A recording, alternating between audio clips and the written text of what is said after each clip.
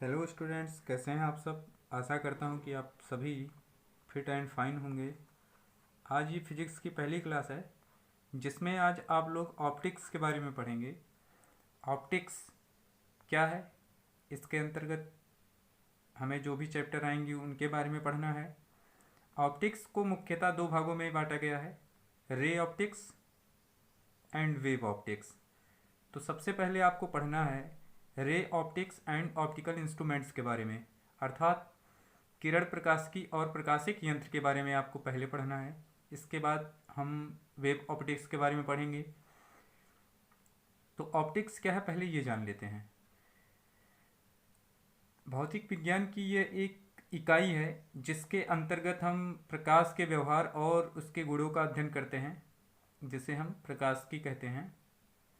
और इसे दो भागों में बांटा गया है, रे ऑप्टिक्स और वेव ऑप्टिक्स। रे ऑप्टिक्स का मतलब किरण प्रकाशिकी। इसमें प्रकाश को किरणों के रूप में मानकर उसके व्यवहार और गुणों का अध्ययन किया गया है। तरंग प्रकाशिकी में प्रकाश को तरंग के रूप में मानकर उसके व्यवहार और गुणों का अध्ययन किया गया है। और ray optics and optical instruments में जो पहला चैप्टर आपका आता है वो आता है प्रकाश का परावर्तन तथा अपवर्तन। इसके बारे में हमें सबसे पहले पढ़ना है।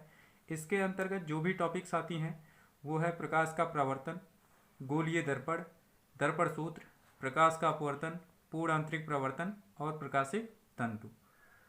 यानी कि प्रकाशिक तंतु भी बेस्ड है पूर्ण आंतरिक प्रवर्तन तथा इसके अनुप्रयोग पे। लेकिन सबसे पहले हमें प्रकाश का परावर्तन ही पढ़ना है और इसके बाद हम सीरियल से आगे की टॉपिक्स को पढ़ेंगे। तो सबसे पहले प्रकाश का परावर्तन देखते हैं क्या है। प्रकाश का परावर्तन क्या है इसके बारे में सबसे पहले पढ़ते हैं। जब किसी माध्यम की बात की जाती है तो सामान्यतः हम लोग अपने आसपास के जो माध्यम हैं उनमें सिर्फ दो ही माध्यम को देखते हैं, एक विरल माध्यम और एक सघन माध्यम। हालांकि वो अपवर्तन में हमें ज़्यादा बातें समझ में आएंगी। तो यहाँ पे हमें सबसे पहले परावर्तन ही पढ़ना है। तो इसमें क्या है कि जब प्रकाश किसी माध्यम से गुजरता हुआ दूसरे माध्यम के चिकने पृष्ठ से टकराकर उसी माध्यम में वापस लौट आता है। क्या होता है कि जब प्रकाश किसी माध्यम से गुजरता हुआ दूसरे माध्यम के चिकने पृष्ठ से टकराकर उसी माध्यम में वापस लौट आता है तो इसी घटना को प्रकाश का परावर्तन कहते हैं। तो इसी घटना को प्रकाश का परावर्तन कहते हैं। फिर से रिपीट करते हैं कि जब प्रकाश किसी माध्यम से गुजरता हुआ दूसरे माध्यम के चिकने पृष्ठ से टकराकर उसी माध्यम में वापस लौट आता है तो इसी घटना को प्रकाश का परावर्तन कहते हैं। इसके लिए हमने एक डायग्राम बना के रखा है जो प्रकाश के परावर्तन को दर्शा रहा है। यानी कि यहाँ पे एक हमारा परावर्तक पृष्ठ है, इस पर प्रकाश की किरण आ रही है, टकराकर वापस चली जा रही है। यही घटना हमारी प्रकाश की परावर्तन से संबंधित है। अगर सपोज करें कि ये कोई दीवार है, ऐसा मान लो कि ये एक कोई दीवार है, यहाँ से प्रकाश को थोड़ी देर के लिए दिमाग से हटा देते हैं तो अगर यहाँ से कोई गेंद ऐसे फेंकी जा रही है दीवार से टकराएगी और फिर पुनः जिस तरफ से फेंकी गई थी उसी मीडियम में वापस लौट जाएगी। यही घटना प्रकाश के लिए भी सेम एज है। प्रकाश आया, यहाँ पे टकराया और रिटर्न हो गया। जैसे कि आप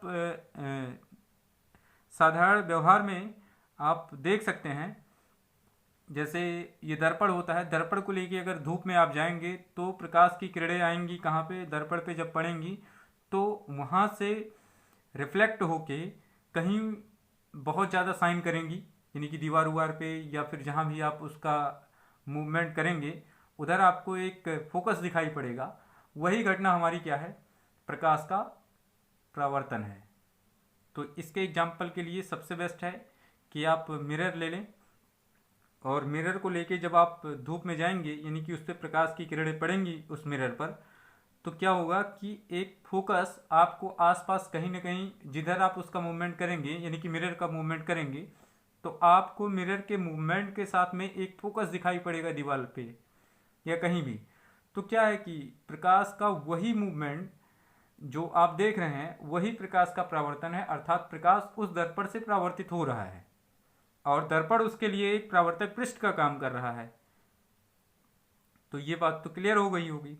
अगर हम दर्पण को सीधा ऐसे ऊपर ही रखें, यानी कि ऊपर से प्रकाश भी आए और ऊपर ऐसे हम मिरर को रखे रहें, तो होगा क्या कि उस केस में प्रकाश क्या होगा कि मिरर से टकराकर जिधर से आया उधर ही चला जाएगा। यानी कि अगर थोड़ा सा एंगल हम ऐसे करेंगे, यानी कि थोड़ा सा इसको हम, अगर सपोज प्रकाश यहाँ से सीधा आया तो ये सीधे रिफ्लेक्ट हो जाएगा, ये भी परावर्तन है। लेकिन अगर किसी एंगल पे आ रहा है तो ये ऐसे एंगलाइज्ड होकर इधर निकल भी जाएगा, लेकिन मीडियम तो है वही, इसको क्रॉस करके ये नीचे की तरफ नहीं जा रहा है। इस मीडियम को सेपरेट करने वाली ये एक बाउंड्री है, ये XY। तो इस मीडियम के सरफेस से ये प्रकाश टकराकर इसी में रिटर्न हो जा रहा है। यही घटना हमारी प्रकाश का परावर्तन है।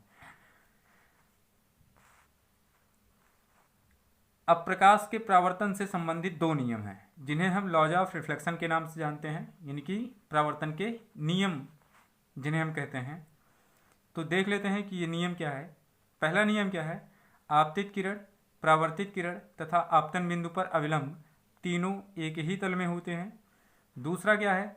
आपतन कोण का मान सदैव परावर्तन कोण के मान के बराबर होता है, यानी कि angle of incidence always equal to angle of reflection. आपतन कोण का मान सदैव परावर्तन कोण के मान के बराबर होता है। एंगल ऑफ इंसिडेंट यानी कि आई, इसीलिए इसको आई से रिप्रेजेंट करते हैं। आई मीन्स इंसिडेंट एंगल और आर मीन्स रिफ्लेक्टिव एंगल। तो angle of incidence always equal to angle of reflection, ये परावर्तन का दूसरा नियम है। यहाँ पे एक स्टार लगाया है हमने परावर्तक पृष्ठ के बगल में। इसका मतलब यह है कि परावर्तक पृष्ठ में कुछ स्पेशलिटी है। परावर्तक पृष्ठ दो प्रकार के होते हैं, समतल और गोलीय।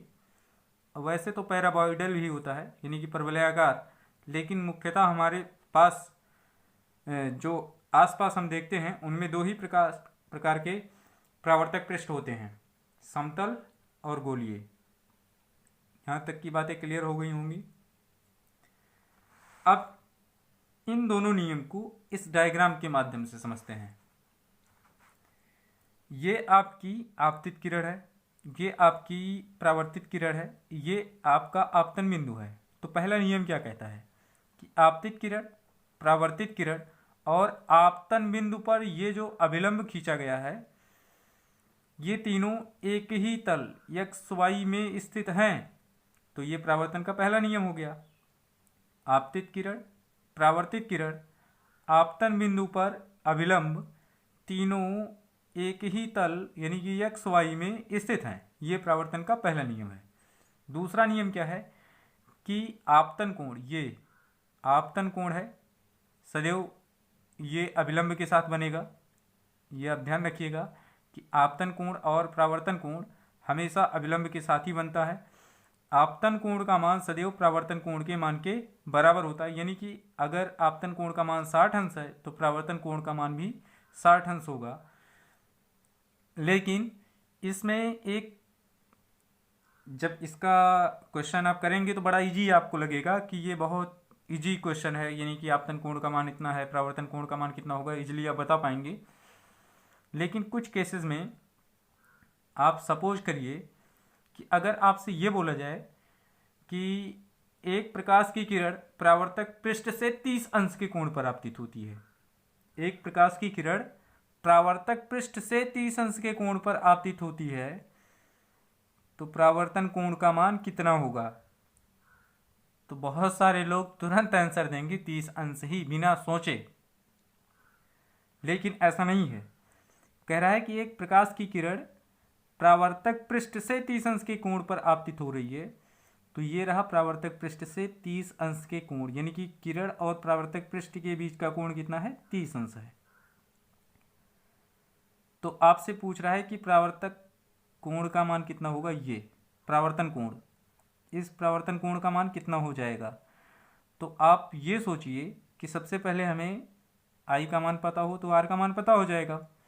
तो हम जानते हैं कि अगर ये ओ एन अभिलंब है तो ये परावर्तक पृष्ठ के साथ 90 अंश का कोण बनाता है हमेशा। तो यहाँ से हो जाएगा 90 minus 30 is equal to 60 degree. ये किसका मान हो जाएगा? आई का मान हो जाएगा। आई का मान कितना हो जाएगा? I is equal to 90 minus 30 is equal to 60 degree. तो जब आई का मान आपको मिल गया तो एंगल आई जब आपको पता हो गया कितना है 60 डिग्री, तो एंगल आर भी आपको 60 डिग्री मिल जाएगा। तो इस तरह के क्वेश्चंस को थोड़ा ध्यान से देखिएगा, बाकी इजी है, कोई प्रॉब्लम नहीं है इसमें। तो ये आपका पहला वीडियो था। वीडियो छोटा ही बनाना पड़ेगा क्योंकि बड़े वीडियो में प्रॉब्लम बढ़ जाती है अपलोडिंग में। तो ये आपका पहला टॉपिक क्लियर हो गया। नेक्स्ट टॉपिक हम जल्दी अपलोड करेंगे। Thank you for watching.